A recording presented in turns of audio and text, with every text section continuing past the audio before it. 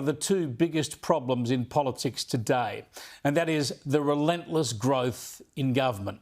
More government spending, more government departments, more government control, more government interference, more government everywhere we look. More government, more taxes, more debt. According to the Australian Bureau of Statistics, the Albanese Labor government increased its spending on public service jobs by 8.6% in the last financial year. It spent an extra $3.5 billion, that's $3,500 million on public servants, adding an extra 21,000 people to the payroll. So it now spends nearly $41 billion a year employing 386,000 public servants. That's an increase of 5.7% when the Australian population has grown by just 1.6%. Across the country, across state and local governments too, spending on government jobs has risen by 7.6%, with a total cost of $250 billion. That's $250 billion. Governments are employing more people and they're paying them more. And we wonder why inflation is up. The Treasurer, however, is in denial, pretending his actions have nothing to do with inflation and therefore interest rates. If he is saying that the budget is the primary determinant of movements in interest rates in our economy, then we've had 3 interest rate cuts this year, including 2 interest rate cuts since the budget I handed down from this dispatch box in March. Yeah, and now interest rate cuts have stopped because the Reserve Bank got it wrong. Inflation wasn't beaten because the government spending continues and the government's policies continue to push up power prices. And we wonder why deficits and debt are up, and we wonder why the Green Left vote is up, with an increasing share of the country reliant on government for their wages. This is a global trend, a global problem, and we need to address it in our country. Since the bailouts from the global financial crisis, and then especially from the overreaction to the COVID pandemic, government has expanded massively, so that all the lessons we learned about big government, about socialism, and about the benefits of free enterprise and small government, well, they seem to have been forgotten. We've just seen this play out in New York City with Zoran Mamdani promising free buses, free childcare, free everything.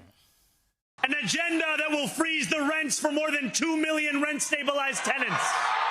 Make buses fast and free. And deliver universal childcare across our city.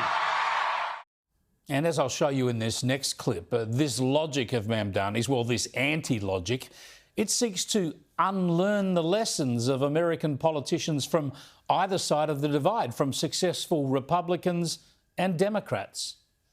Government is not the solution to our problem.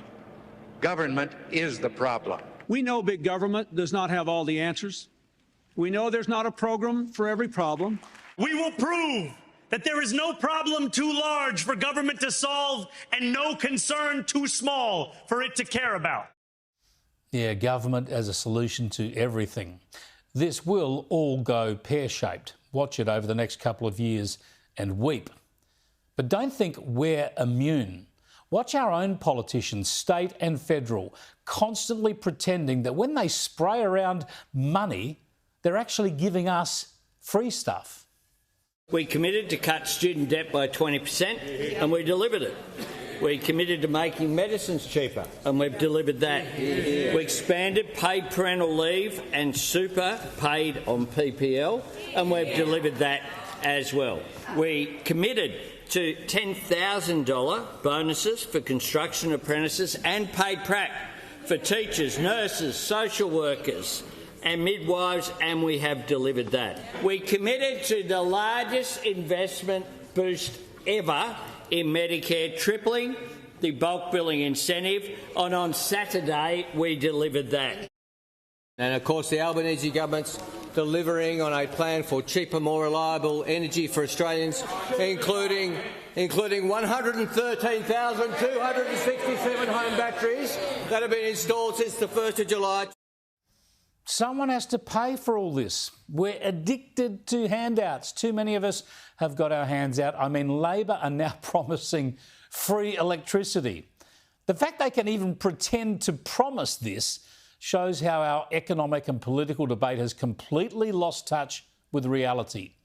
Yet they pretend that they're the ones with their finger on the pulse.